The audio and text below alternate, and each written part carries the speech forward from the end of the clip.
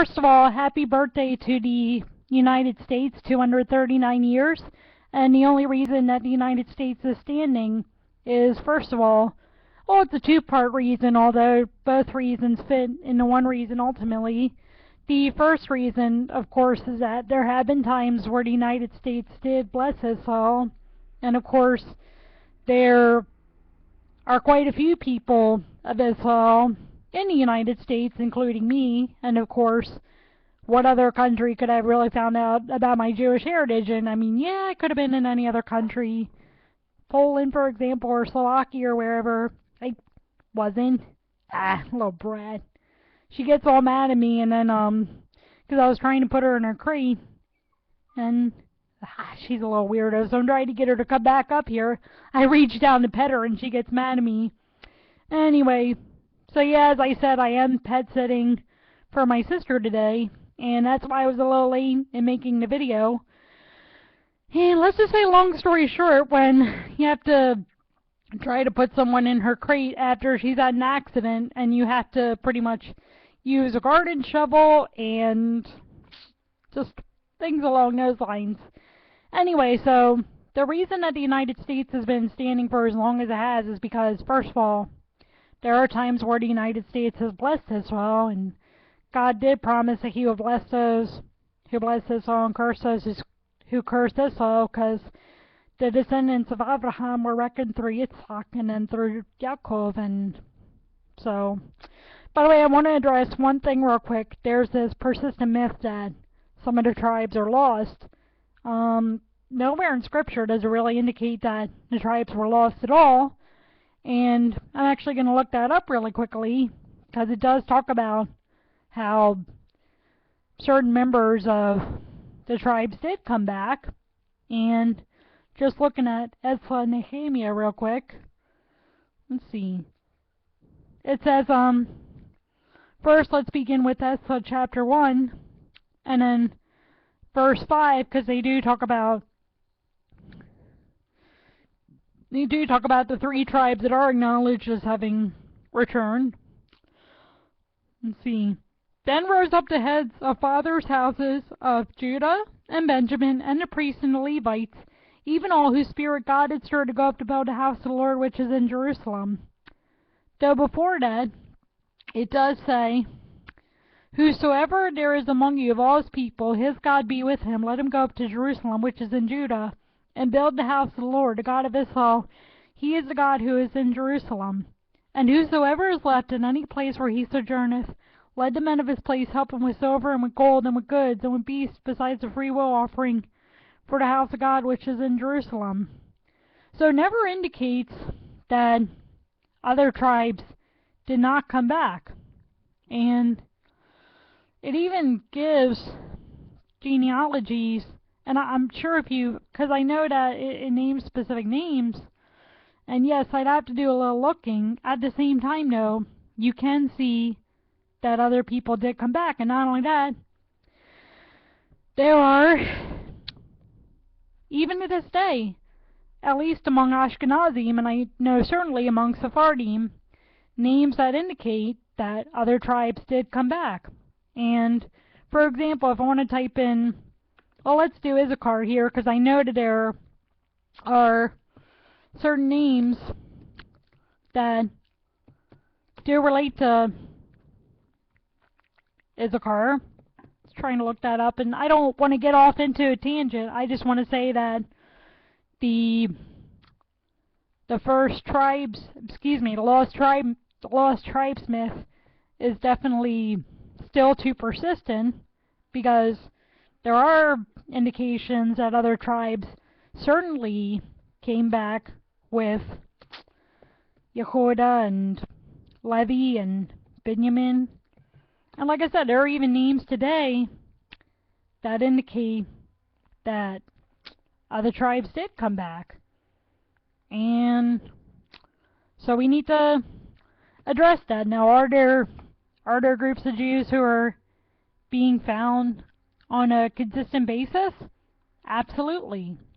And as I said, I'm one of those Jews, and how else could as I said, I could have found in any other country that I was a Jew, though I was here in America, and I found out through quite a few circumstances, and I found a family story that honestly could have happened nowhere else on earth.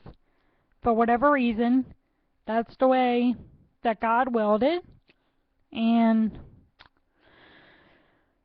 needless to say, I definitely have a unique family story. And anyway, yeah, if I do find the scripture verses that indicate that other tribes certainly did come up, then I'm going to post those in the links. Anyways, I just wanted to cover a couple of points. First of all, I did read that George Takei did apologize, and I'm glad he apologized, although I absolutely maintain what I said on Twitter, that I hope that George Takei is haunted every night by the fact that the disabled, who he had made fun of previously, and blacks, who he had targeted when he targeted Clarence Thomas, and of course Jews like me, and I fit into two categories, the category of being Jewish and then the category of being disabled. I hope that George Takei is haunted every night by the fact that he got out of the internment camps alive, whereas many Jews, the disabled, and even some blacks who were in the murder camps at the same time as George Takei was in the internment camps, did not get out alive, and if they did, some of them even died after they got out. In fact, sadly, on this day, there was a pogrom in Poland where some Holocaust survivors had been murdered. And so again, and someone made the point too that Clarence Thomas voted for the party that freed his ancestors, whereas George Takei voted for the party that interred his ancestors in the internment camps. And I mean, that is an interesting point. The whole point, whether or not they would have been Democrats or Republicans, though, or what have you, the point is George Takei should have never called Clarence Thomas what he called him. And not only that, the thing is, again, George Takei has to remember that when he was in the internment camps, regardless of his or anyone else's politics or whatever else, when he was in the internment camps, there were Jews, disabled people, some blacks, and others who died in the murder camps, and some of them who survived the murder camps were murdered basically right after they survived the camps. Some even died, as I said, in pogroms such as the Kielce pogrom. And here's the thing also. The thing also is this.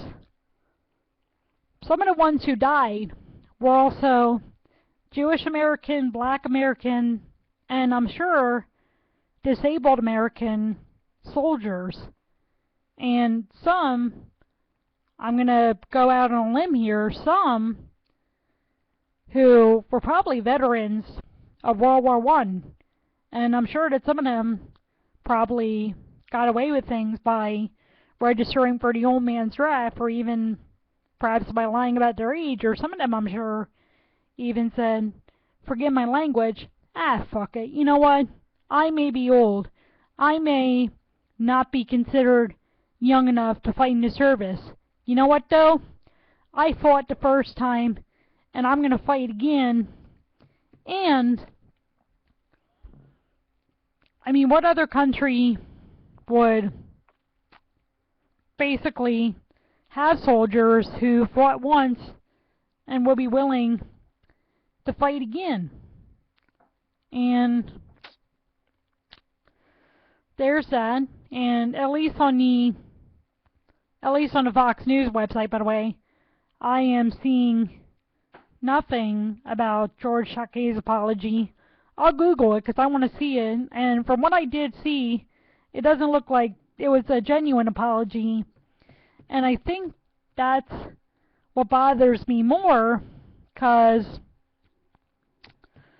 if the apologies are genuine, that's one thing. If the apologies are, oh, I was just caught. Oh, here we go.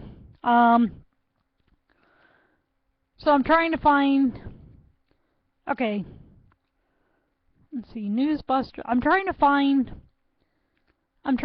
one that is not as, I'm trying to find one that's not as biased to the left or to the right. And let's see, I guess I'm going to have to go with Newser since that's the best one. George Takei is taking another crack at explaining his description of Clarence Thomas, and this time, instead of defending the insult, he states, thusly, I owe an apology. The Star Trek actor has posted a Facebook update to apologize for the slam reports media.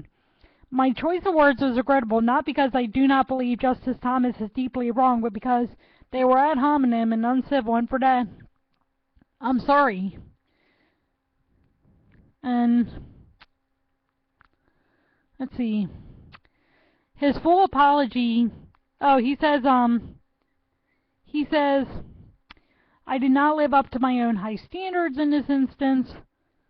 Well, as far as I know, he didn't do that kind of apology during the controversy about people who are disabled, and he also basically, I mean, his apology is basically a, sorry, not sorry, I had an excuse for it. And I'll post the apology. And not that I like George Takei at all, it's just that if you want to read the apology in terms of the sorry, I'm not sorry, he says things like, I am reminded, especially on this July 4th holiday, that though we have the freedom to speak our minds, we must use that freedom judiciously. Each of us as humans have hot-button topics that can set us off, and Justice Thomas had hit mine, that is clear, but my choice of words was regrettable, not because I do not believe that Justice Thomas is deeply wrong, but because they were ad hominem and uncivil, and for that I'm sorry. Okay, so he even brings up his disagreement with Justice Thomas. Can't he at least put that aside for a minute and say, regardless what I think of Justice Thomas or regardless of what I think of his views, I definitely should not have used the wording that I used. And he also talks about, oh, I didn't live up to my high standards in this instance. Well, again, what about the controversy with those who were disabled? I mean, even to this day, he talks about, and he even says right here, I hope you all have a wonderful, safe, and joyously free 4th, the first where all married couples in the U.S. can enjoy the full liberties of matrimony equally. It is truly a blessing to be an American today. I'm sitting there going, oh yeah, buddy? So, you really think that everyone can be free? It's almost, to me, it's almost appalling that, for lack of a better term, to me it's almost appalling that same-sex couples who made their choices to get into gay marriages have more freedoms first than people who are disabled like me. And, I mean, again, I remember that George Takei may have apologized for the meme, but his apology was not as quick in terms of the disabled as it was in terms of Clarence Thomas. And here's another thing too, his apology for Clarence Thomas was much quicker in terms of when slavery had ended. Let's see, so it's 1865. So really, even though the Emancipation Proclamation happened almost 152 years ago, actually was to take effect, okay, September 1862, then January 1st, 1863. Okay, so 152 to 153 years ago, and so he was quick to apologize to Clarence Thomas, even though slavery had ended 150 years ago, and of course the Emancipation Proclamation was written almost 153 years ago, and then took effect 152 years and some months ago. And so that apology to Clarence Thomas was much quicker than the apology to the disabled was. And we still don't have the freedoms that George Takei is hoping that every American has. And again, the disabled do not have the kinds of freedoms that, as I said, that same-sex couples had. And so that I think that's what really gets me, that, you know, it's fine. It's totally fine that the controversy with the, for lack of a better term, the meme with the woman in the wheelchair, he could just sweep under the rug after he had said, "Oh, get over it," at first. But with the apology to Clarence Thomas, it was almost like that. And so people say, well, we've made a lot of progress in this country. Sure, we've made a lot of progress, though one group, unfortunately, for lack of a better term, were made to stick out like a sore thumb, and sticking out like a sore thumb is bad enough as it is, but when we're made to stick out like a sore thumb as if it's our fault. And by the way, one cannot choose to be disabled, and I think that's what bothers me the most. This is not George Takei's first, for lack of a better term, first offense, and he didn't even deal with the first group of people whom he had offended as quickly as he dealt with African Americans.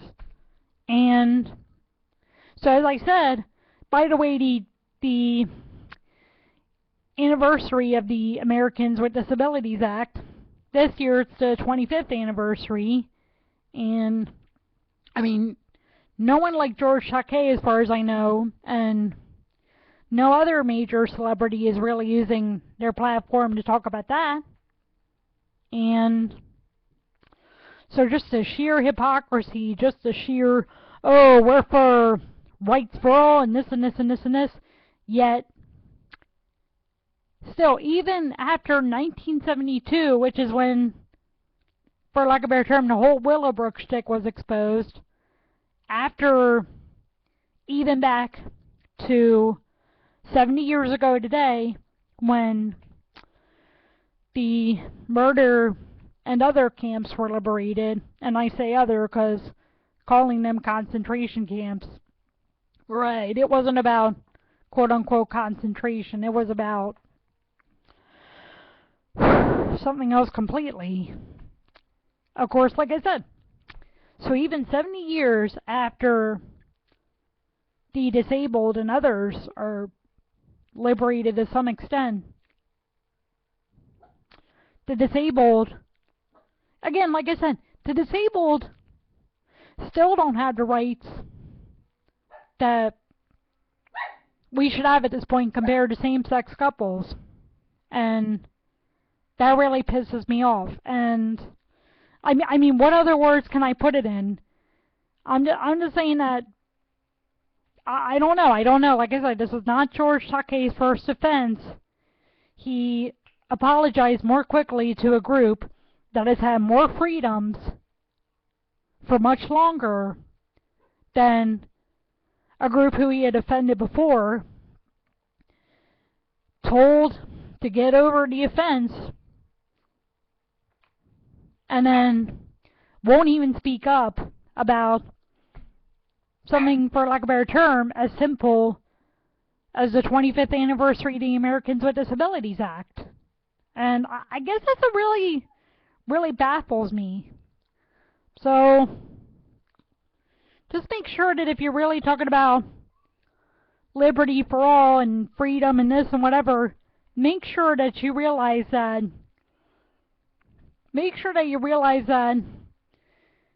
when you talk about liberty and freedom and this and that for all, you're talking about everybody and not just the groups that you want to, for lack of a better term, derive some benefit from, or a group that you're even a part of. And I mean, there's just that, and that's just something that I've been really thinking about. And anyway,